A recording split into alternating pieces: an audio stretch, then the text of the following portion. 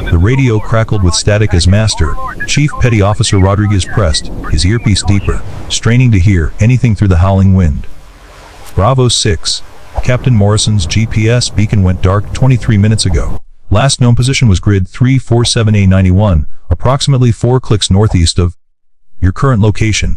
The typhoon had hit Mindanao Island with devastating force, turning what should have been a routine extraction mission into a nightmare.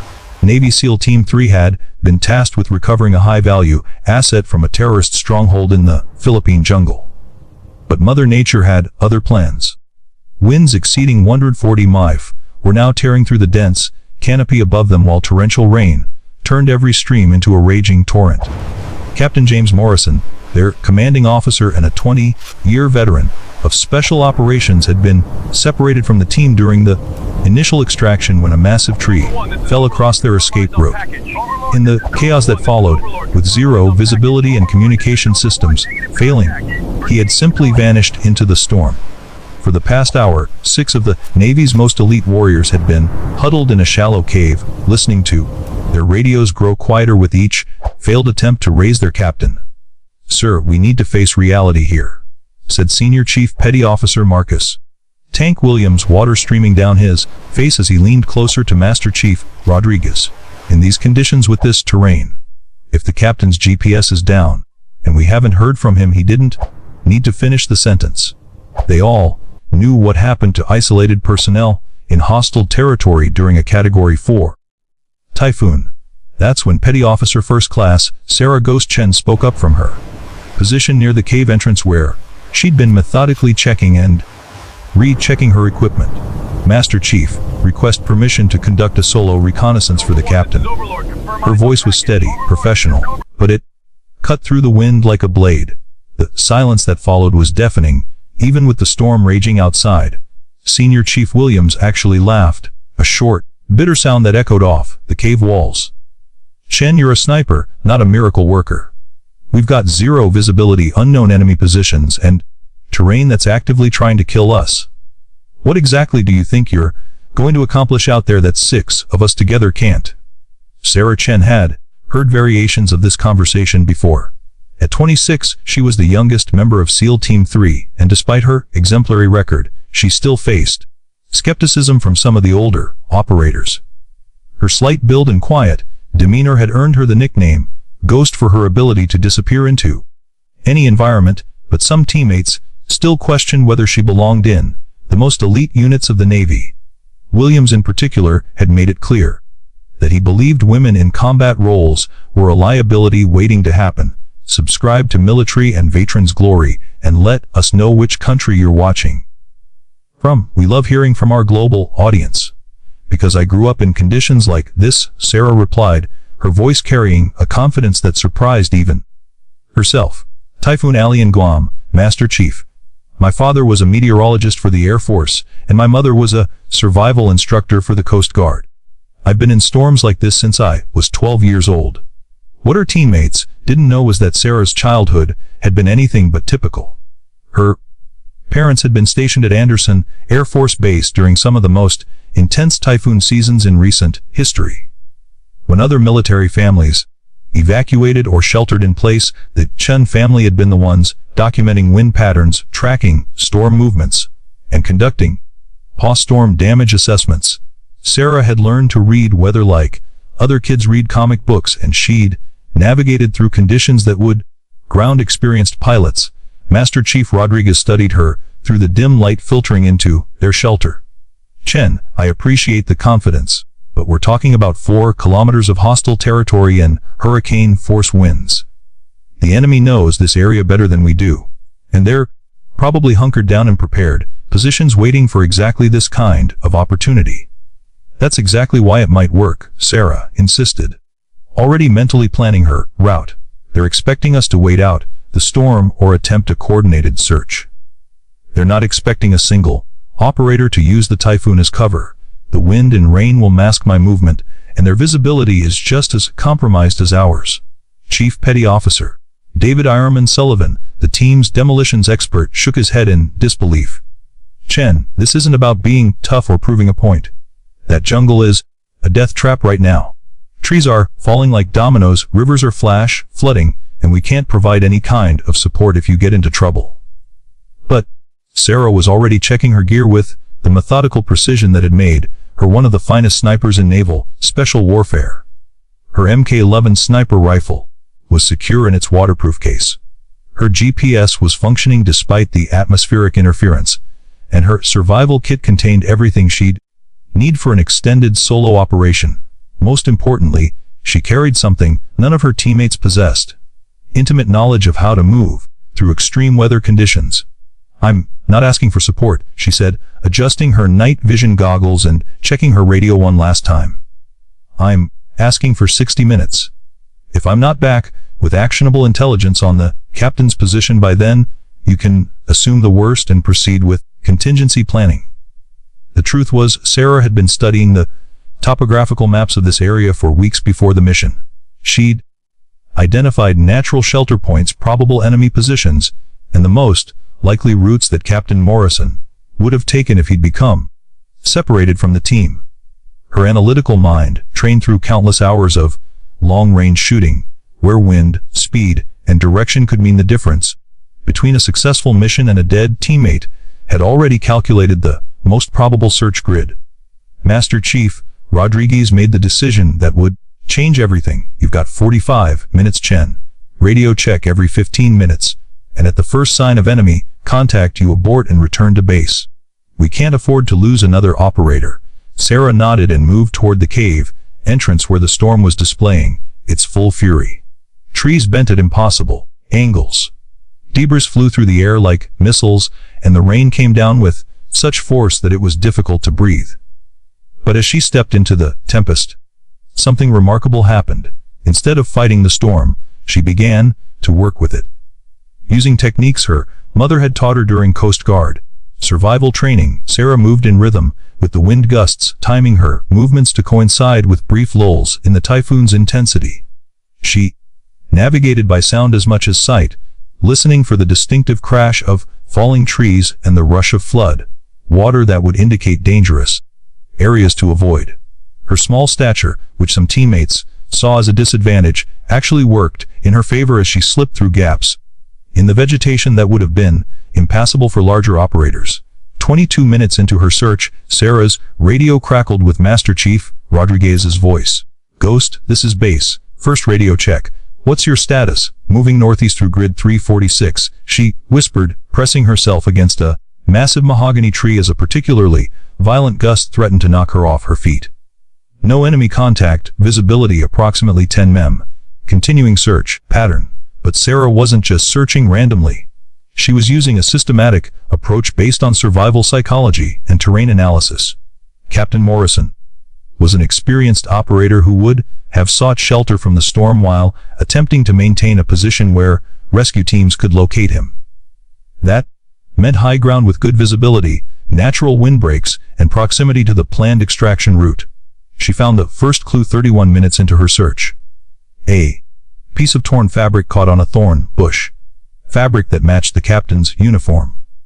The discovery sent adrenaline coursing through her system as she realized she was on the right track, following the terrain features that a skilled operator would naturally use for navigation. She pressed deeper into the jungle. The enemy found her before she found the captain.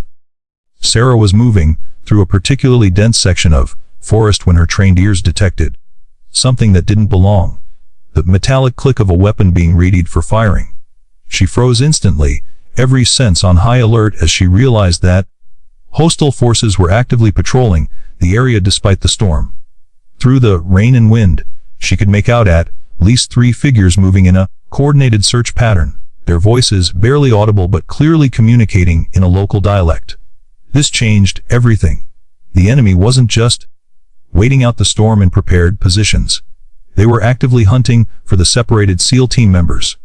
Sarah's radio check wasn't due for another 8 minutes, which meant she was completely on her own as she processed the tactical situation. She could abort her mission and return with intelligence about enemy positions, or she could continue searching for Captain Morrison with the knowledge that hostile forces were between her and her teammates. The decision was made for her when she heard a sound that stopped her heart, a weak voice calling for help in English, coming from a position approximately 50 m ahead of her current location. Captain Morrison was alive, but he was also dangerously close to the enemy patrol that was systematically searching the area. Sarah began the most challenging stalk of her career, using every technique she'd learned during sniper training to move silently through conditions that would have challenged even the most experienced woodsman. The typhoon actually worked in her favor, masking the small sounds of her movement. While the enemy fighters struggled with their own visibility and communication challenges, she observed them through her scope as they moved past her concealed position, nodding their weapons, their level of training, and their apparent search pattern. What she discovered was terrifying. This wasn't a random patrol of local insurgents. These were well-trained fighters with modern equipment and professional tactics. They were conducting a methodical grid search of the area, and they were closing in on Captain Morrison's location with deadly precision. Sarah found him in a natural depression beneath an overturned tree, conscious but clearly injured. Captain Morrison's left leg was twisted at an unnatural angle, and blood stained the sleeve of his uniform where shrapnel from the fallen tree had torn through the fabric. But his eyes were alert, and he recognized her immediately despite the storm conditions. "Chen," he whispered, his voice barely audible above the wind. "How did you?" "Never mind. We need to move. Enemy patrol passed through here 15 minutes ago, and they're coming back." Sarah quickly assessed his injuries, while keeping one eye on their surroundings. The captain had a compound fracture of his left tibia and significant blood loss from the shrapnel wounds. Moving him would be extremely difficult under normal conditions. Attempting to extract him through hostile territory during a typhoon would be nearly impossible. "Sir, we have bigger problems," she whispered, helping him into a more defensible position. "I tracked at least 6 enemy fighters conducting a systematic search. They know we're in this area and they're using professional tactics. This isn't a militia group. These guys are trained." Captain Morrison's expression grew grim as he processed this information. "Chen, you need to get back to the team and call for extraction. Leave me here." "And not happening, sir." Sarah interrupted, her voice carrying a determination that surprised them both. "We're both getting out of here." The next 43 minutes would test every skill Sarah had ever learned and push her beyond the limits of what she thought possible. Using techniques that combined her sniper training, her childhood experience with extreme weather, and her natural analytical abilities, she began planning an extraction that would have seemed impossible to anyone else. First, she used the storm itself as a weapon. By timing their movement with the most intense wind gusts, she was able to mask the sound of their progress, while the enemy fighters struggled to maintain their own coordination.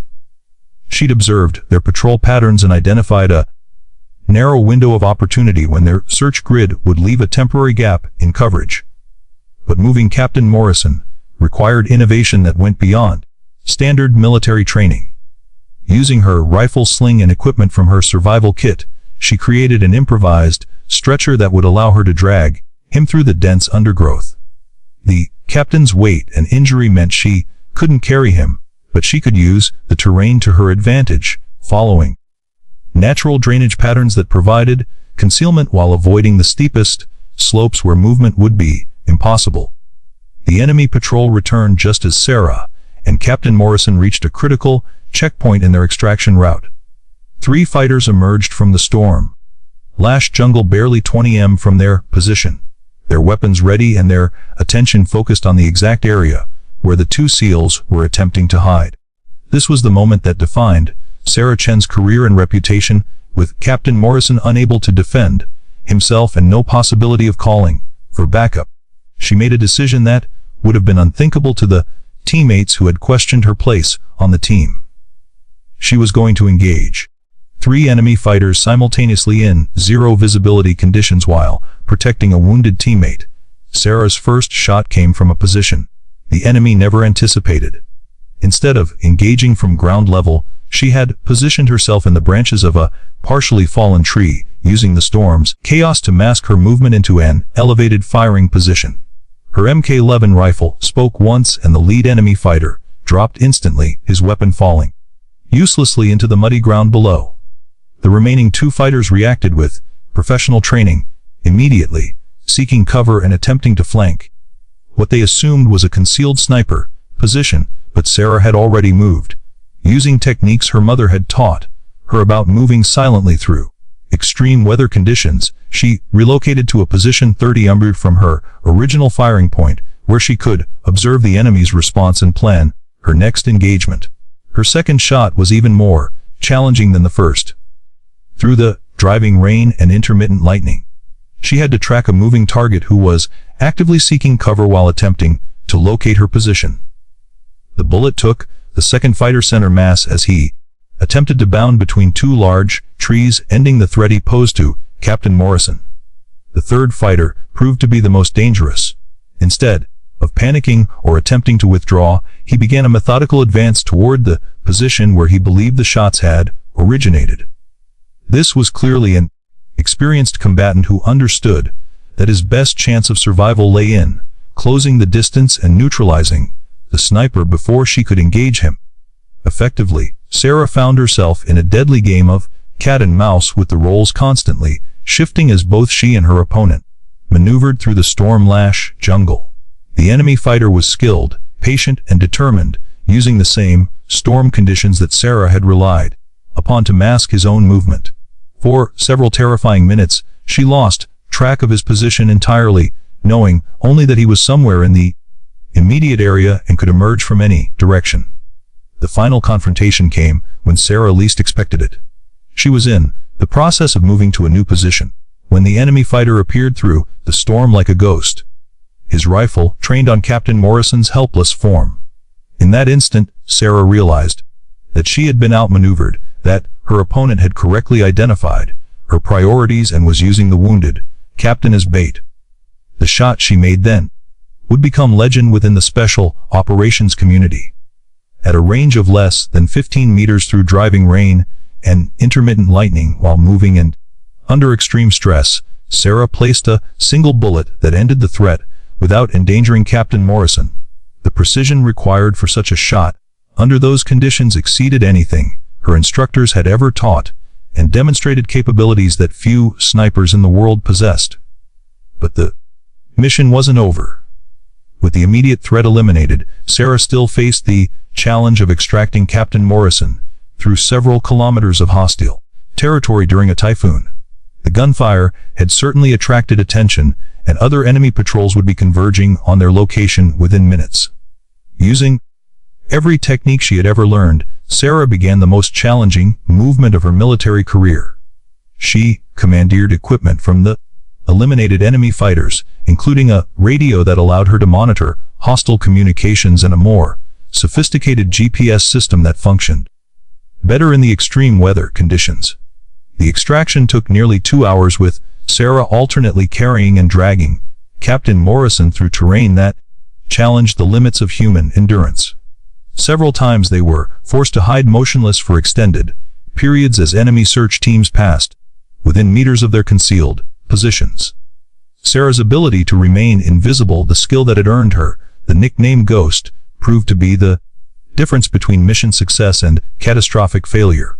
When Sarah finally emerged from the storm with Captain Morrison, she found SEAL Team 3 preparing for a desperate search and rescue operation. Master Chief Rodriguez and his operators had been planning to venture into the typhoon despite the obvious risks, unwilling to abandon their commanding officer regardless of the odds. The sight that greeted them was something none of them would ever forget. Through the driving rain and wind, they saw a slight figure supporting a much larger man, both of them moving with the determination of warriors who had survived the impossible. Captain Morrison was conscious and alert despite his injuries, and Sarah Chen looked like she had personally fought the storm and won. Senior Chief Williams, who had questioned Sarah's capabilities just hours earlier, was the first to reach them as they approached the cave shelter. His reaction would become part of SEAL Team 3's unofficial history. "Jesus Christ, Chen, what the hell happened out there?" Captain Morrison answered before Sarah could respond, his voice carrying an emotion that went beyond professional respect. "Senior Chief, your sniper just saved my life and eliminated 3 enemy combatants in conditions that would have grounded most pilots. She moved me 4 kilometers through hostile territory during a Category 4 typhoon, and she did it alone. The full debrief would come later, after medical evacuation and proper intelligence analysis, but the immediate impact on SEAL Team 3 was undeniable. Sarah Chen had demonstrated capabilities that exceeded anything her teammates had imagined possible, and she had done it while protecting a wounded teammate under the most adverse conditions imaginable. Master Chief Rodriguez, a 24-year veteran of special operations, made a statement that would follow Sarah for the rest of her career. In 2 decades of working with the finest operators in the world, I have never witnessed performance of this caliber under these conditions. Petty Officer Chen didn't just save Captain Morrison's life. She redefined what we believe is possible. The storm continued for another 18 hours, but SEAL Team 3 rode it out in their shelter with a new understanding of the capabilities within their unit. When helicopter extraction finally became possible, Sarah was personally commended by the task force commander and recommended for decoration that would recognize her extraordinary performance under impossible conditions. Captain Morrison, after receiving medical treatment for his injuries, made a point that resonated throughout the special operations community. The best operators aren't always the ones who look the part or sound the toughest. Sometimes they're the quiet professionals who do the impossible when everyone else has given up hope. Sarah Ghost Chen had proven that excellence comes in many forms, that assumptions about capability can be deadly wrong, and that the most important missions are sometimes accomplished by those who were never supposed to be able to accomplish them. The girl who had grown up in typhoons had used that experience to save lives and redefine what her teammates believed was possible. In the years that followed, Sarah's performance during the Mindanao operation became required study for advanced special operations training. Her techniques for operating in extreme weather conditions were incorporated into survival curricula, and her tactical decisions under pressure became examples of adaptive leadership under impossible circumstances. But perhaps the most meaningful recognition came from Senior Chief Williams, who had initially questioned her place on the team. During the post-mission celebration, he approached her with genuine humility. "Chen, I was wrong about everything. You're not just a member of this team. You're the kind of operator the rest of us aspire to become." Sarah Chen had proven that strength isn't always loud, that courage isn't always obvious, and that the most extraordinary warriors sometimes emerge from the most unexpected places. The storm had revealed capabilities that even she hadn't known she possessed, and in doing so had changed not just her own understanding of her abilities, but her teammates' understanding of what was truly possible. Before you go, tell us in the comments, which country are you watching this video from? And don't forget to subscribe to Military and VTrans Glory for more incredible stories. And hit like, share, and comment to support the channel.